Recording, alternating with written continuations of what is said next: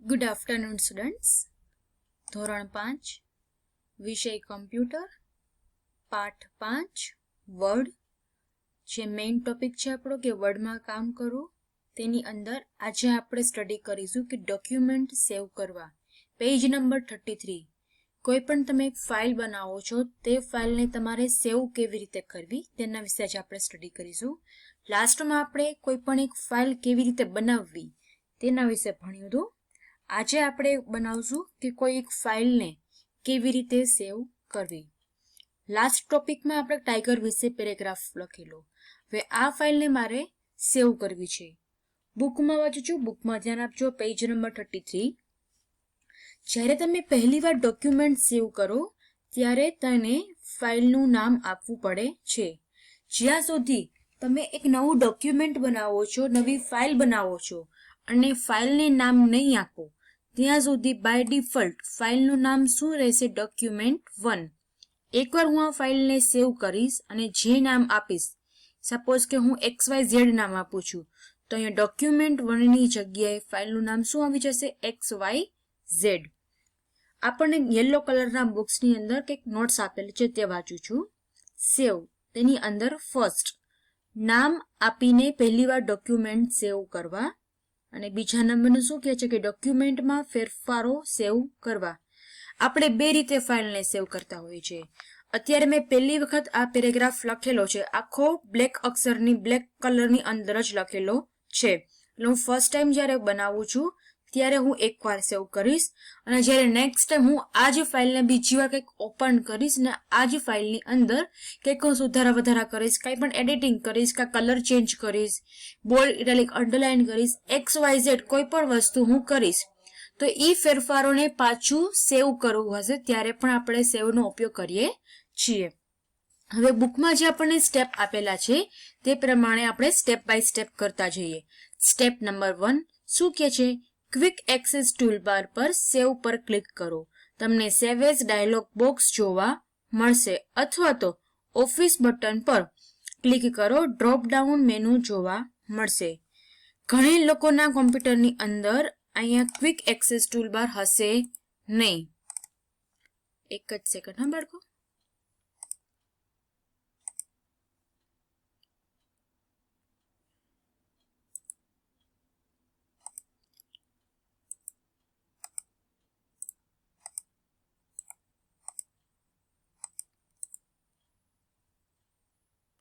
ઘણા લોકોના કોમ્પ્યુટરની અંદર આવી રીતે ક્વિક એક્સેસ ટૂલબારની અંદર સેવનું બટન આપેલું હશે નહીં.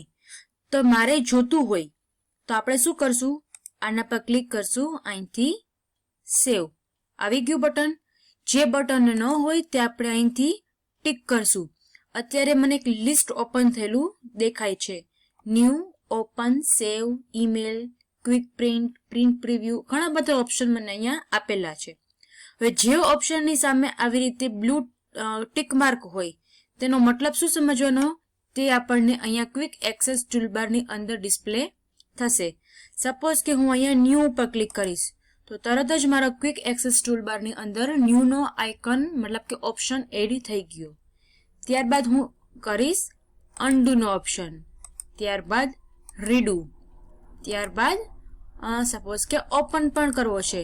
તો જે તમારે ઓપ્શન આ ક્વિક એક્સેસ ટૂલબારની અંદર તમને જેટલા પણ ઓપ્શન આપેલા છે એ ઓપ્શનમાંથી તમારે કોઈ પણ ઓપ્શન્સના અહીંયા શોર્ટકટ સેટ કરવા હોય તો તમે ક્વિક એક્સેસ ટૂલબારના ડ્રોપ ડાઉન મેનુમાંથી કરી શકો છો.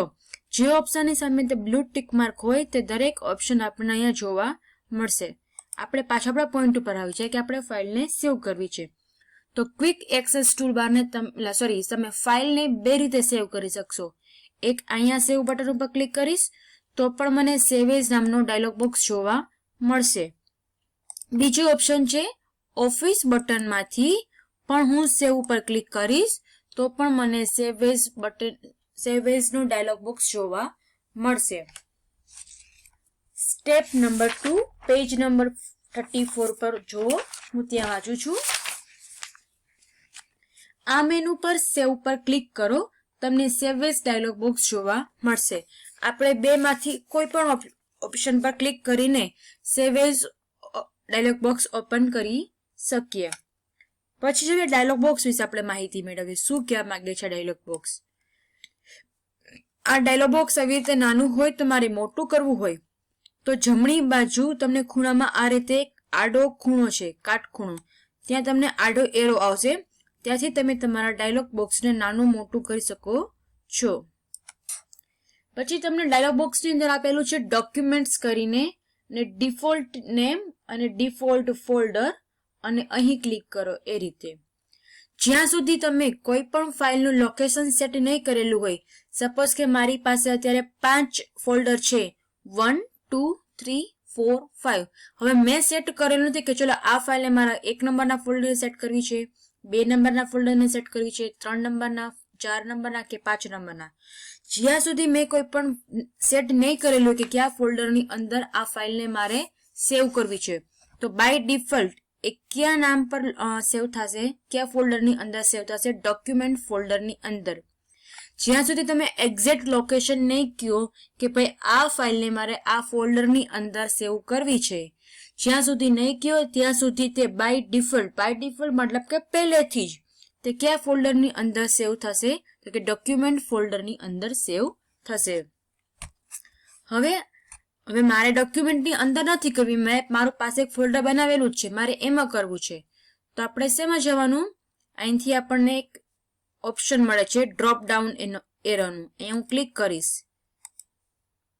અહીંથી એક સ્ટેપ બેક જઈશ, હજી એક સ્ટેપ બેક જઈશ. તમે ગમે ત્યાંથી અહીંયાથી પણ તમે એક્સેસ કરી શકો છો અને અહીંથી પણ તમે એક્સેસ કરી શકો છો. જો સપોઝ કે તમે અહીંયાથી કરવું હોય તો ડેસ્કટોપ પર જઈશ, એમાંથી મેં મારું નામનું ફોલ્ડર બનાવેલું જ છે, તેમાં હું સેવ કરીશ. હવે છે એના પછી છે ફાઇલનું નેમ. આપણું ટાઇટલ શું હતું? The tiger. તો ઓટોમેટિક અહીંયા ધ ટાઈગર લખાયેલું આવી ગયું. સપોઝ કે મારે ધ ટાઈગર નથી લખવું તો તમે બીજું નામ પણ રાખી શકો છો. એ હું તમને બીજા સ્ટેપમાં બતાવું. અત્યારે આપણે ધ ટાઇટલ રાખીએ છીએ. પછી નીચે શું કહે છે? Save as type. તમારા ડોક્યુમેન્ટને કયા પ્રકારના ટાઈપમાં સેવ કરવું છે? વર્ડ ડોક્યુમેન્ટમાં કરવું છે, વર્ડ, મેક્રો, અનેબલ ડોક્યુમેન્ટમાં. અહીંયા ઘણા બધા તમને ઓપ્શન્સ આપેલા છે, તો આપણે તો વર્ડની અંદર જ સેવ કરવું છે. ને અહીંથી હું શું કરવાનું? સેવ બટન ઉપર ક્લિક કરવાનું. ડાયાગ્રામ પછીની લાઈન વાંચું, બરાબર ધ્યાન આપજો. ડોક્યુમેન્ટ ફોલ્ડરમાં ડોક્યુમેન્ટ સેવ થશે. આ ફોલ્ડર એ ડિફોલ્ટ સિલેક્શન છે. ડિફોલ્ટ મતલબ કે જે વસ્તુ પહેલેથી હોય, જેમાં આપણે કંઈ ચેન્જીસ કરેલો હોય નહીં, અથવા તો આપણે કાંઈ પણ સૂચના આપેલી ન હોય, ને જે વસ્તુ ઓટોમેટિક પહેલેથી જ ચાલુ આવતું હોય, તેને શું કહેવાય? ડિફોલ્ટ કહેવાય. એટલે શું કહે છે કે જ્યાં સુધી તમે એ ફાઇલને એક્ઝેક્ટ લોકેશન નહીં કહો કે ભાઈ કયા લોકેશન ઉપર આ ફાઇલને સેવ કરવી છે, તો બાય ડિફોલ્ટ ક્યુ ફોલ્ડર લેશે? ડોક્યુમેન્ટ નામનું ફોલ્ડર લેશે. ફાઇલ નેમ ટેક્સ્ટ બોક્સમાં તમે ડિફોલ્ટ નામ ટાઈગર હાઇલાઇટ થયેલું જોઈ શકશો. શબ્દના અંતે કર્સર ઝબકતું દેખાશે. શું કહે છે કે ફાઇલ નેમના અંતે તમે ડિફોલ્ટ નેમ શું આવે છે? તો કે ધ ટાઈગર. એટલે ઓટોમેટિક એને શું કર્યું? જે ટાઇટલ આપ્યું હતું અહીંયા મેં, એને ઓટોમેટિક અહીંયા લઈ લીધું છે. અને શબ્દના અંતે મને કર્સર ઝબકતું જોવા મળે છે. આપણને એક યલો બોક્સની અંદર નોટ્સ આપેલી છે. ડાયલોગ બોક્સમાં ટેક્સ્ટ બોક્સની જગ્યામાં તમે લખાણ ટાઈપ કરી શકો છો. ખાલી ટેક્સ્ટ બોક્સમાં હંમેશા તમને કર્સર ઝબકતું દેખાશે. હવે સપોઝ કે મારે આ તો ટાઈગર નામનું હેડિંગ જે નથી આપવું, એના સિવાયનું બીજું કંઈક આપવું છે, તો અહીંયા ક્લિક કરી માઉસ વડે બેકસ્પેસ વડે બધું ઇરેઝ કરી તમારે જે નામ આપવું હોય તે તમે આપી શકો છો. મારે ખાલી ટાઈગર નામ આપવું છે, તો હું શું કરીશ? ખાલી મેં ટાઈગર 1 કરીને આપી દઈશ. ને અહીંથી શું કરવાનું? સેવ બટન ઉપર ક્લિક કરવાનું. સ્ટેપ નંબર 3 શું કહે છે? ડિફોલ્ટ નામ ધ ટાઈગર સાથે આપણે ડોક્યુમેન્ટ સેવ કરીશું. આ માટે સેવ બટન ઉપર ક્લિક કરો અને સેવ એઝ ડાયલોગ બોક્સ બંધ થઈ જશે. બુકમાં આપણે અત્યારે ધ ટાઈગર જ છે, તો આપણે પણ ધ ટાઈગર તરીકે જ ફાઇલને સેવ કરીશું. અને પછી શું કહે છે કે સેવ બટન ઉપર ક્લિક કરો એટલે તમારું જે ડોક્યુમેન્ટ 1 છે તે ધ ટાઈગરના નામથી સેવ થઈ જશે. આપણે અહીંયા ક્લિક કરીએ સેવ બટન ઉપર. તમે અહીંયા જોઈ શકો છો કે ધ ટાઈગર ડોક્યુમેન્ટ 1 ની જગ્યાએ શું આવી ગયું? ધ ટાઈગર નામનું ફાઇલનું નામ સેટ થઈ ગયું. બીજું આપણને યલો કલરનું બોક્સમાં નોટ્સ આપેલી છે. જો તમે બીજા કોઈ નામે ડોક્યુમેન્ટ સેવ કરવા ઈચ્છતા હો તો તે નામ ટાઈપ કરો અને સેવ બટન ઉપર ક્લિક કરો. શું કે છે કે તમારે જે બાય ડિફોલ્ટ આવતું હતું ધ ટાઈગર એની જગ્યાએ તમારે બીજું કોઈ નામથી સેવ કરવું છે. તો જે ફાઇલનું નેમ છે તેની અંદર તમને જે નામથી સેવ કરવું છે તે તમે લખી શકો છો. આપણે ફરીથી એકવાર ટ્રાય કરી લઈએ. અહીંથી કોપી કરી લઈએ, એક નવું ડોક્યુમેન્ટ ઓપન કરી લઈએ. હવે હું પાછું અહીંથી સેવ બટન ઉપર ક્લિક કરીશ. શું કીધું કે ધ ટાઈગરની જગ્યાએ તમારે બીજું કાંઈ પણ નામ રાખવું છે તો તમે રાખી શકો છો. હું રાખી દઈશ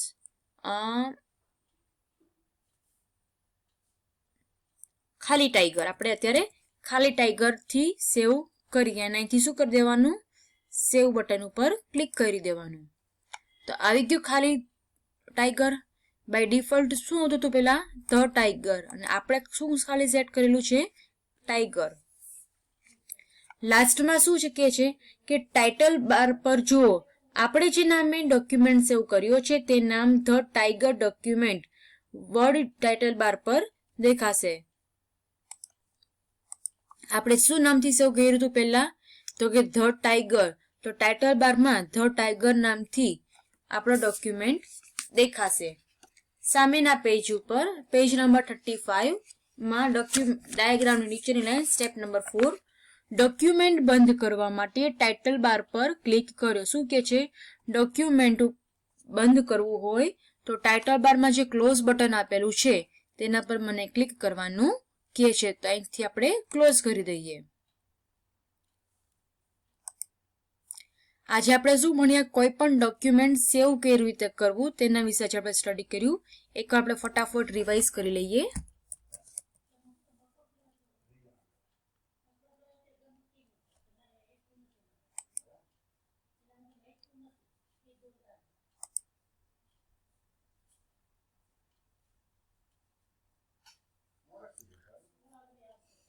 આપણે એક ડોક્યુમેન્ટ લીધું, એની અંદર આપણે કાંઈ પણ લખાણ લખેલું છે.